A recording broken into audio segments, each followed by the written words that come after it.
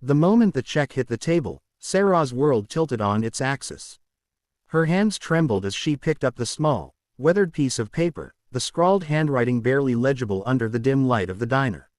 She was just a waitress, a 28-year-old single mom scraping by in a small town, serving coffee and pie to tired truckers and weary travelers.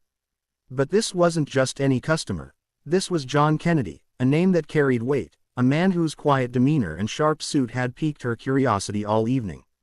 As her eyes traced the note scribbled next to the generous tip, the words hit her like a freight train. "Thank you for your kindness.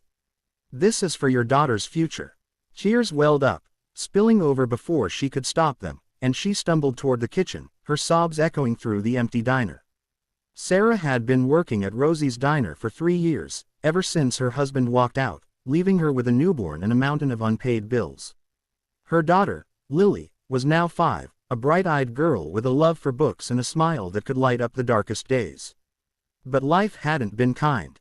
The diner paid just enough to cover rent and groceries, with nothing left for extras like the medical bills piling up from Lily's recent asthma diagnosis or the dream of sending her to a good school one day.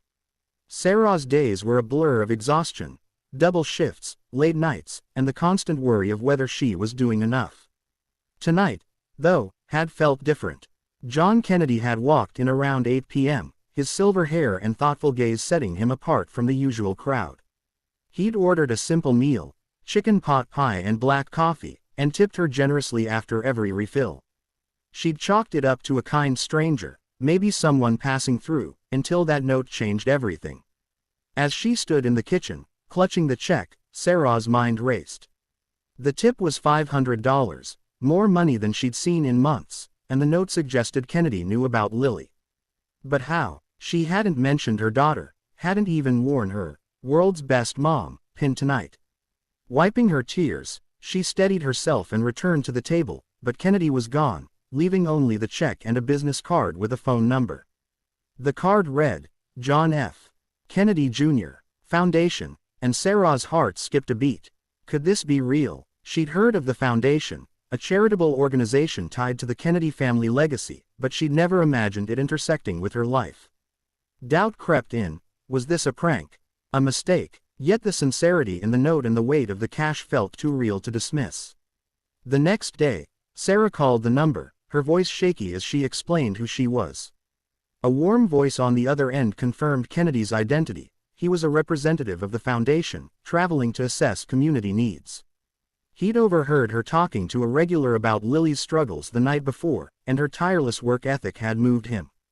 The Foundation wanted to help, offering to cover Lily's medical expenses and set up a college fund. Sarah broke down again, this time in gratitude, but the road ahead wasn't smooth. The offer came with a catch. She'd need to provide documentation and navigate a bureaucratic process she barely understood. With no experience in such matters, she felt overwhelmed, her lack of education, a high school dropout, making the task seem insurmountable. Determined to give Lily a better life, Sarah sought help. She reached out to her coworker, Maria, a motherly figure who'd become her confidant. Maria introduced her to a local nonprofit that assisted with paperwork, and together they spent weeks gathering medical records, tax forms, and letters of need. The process was grueling. Late nights after shifts, tearful moments of frustration when forms were rejected, and the constant fear that the opportunity might slip away. Sarah's exhaustion deepened, but Maria's encouragement and Lily's innocent hope, "Mommy, will I get to read all the books?" kept her going. Along the way, she also connected with Kennedy over the phone. His kindness was disarming. He shared stories of his own struggles growing up in the shadow of a famous name, and his empathy gave Sarah strength. Months passed, and the turning point came when the Foundation approved the aid. The relief was overwhelming. Lily's treatments were covered, and a modest college fund was established. But the victory came with a new challenge. Sarah realized she wanted more for herself. Inspired by Kennedy's belief in her, she enrolled in a community college course to earn her GED, dreaming of a career that could lift her family out of poverty. The diner remained her anchor, but now it was a stepping stone, not a dead end. Kennedy visited again 6 months later, this time with a small ceremony at the diner to celebrate Lily's progress. The community rallied around Sarah, and the event was filmed, turning her story into a local inspiration.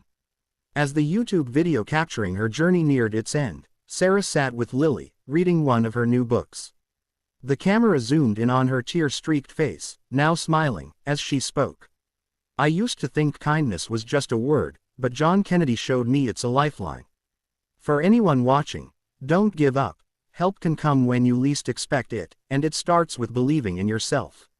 The screen faded to black, leaving viewers with a message of resilience and hope, a testament to how a single act of generosity could transform a life, one step at a time.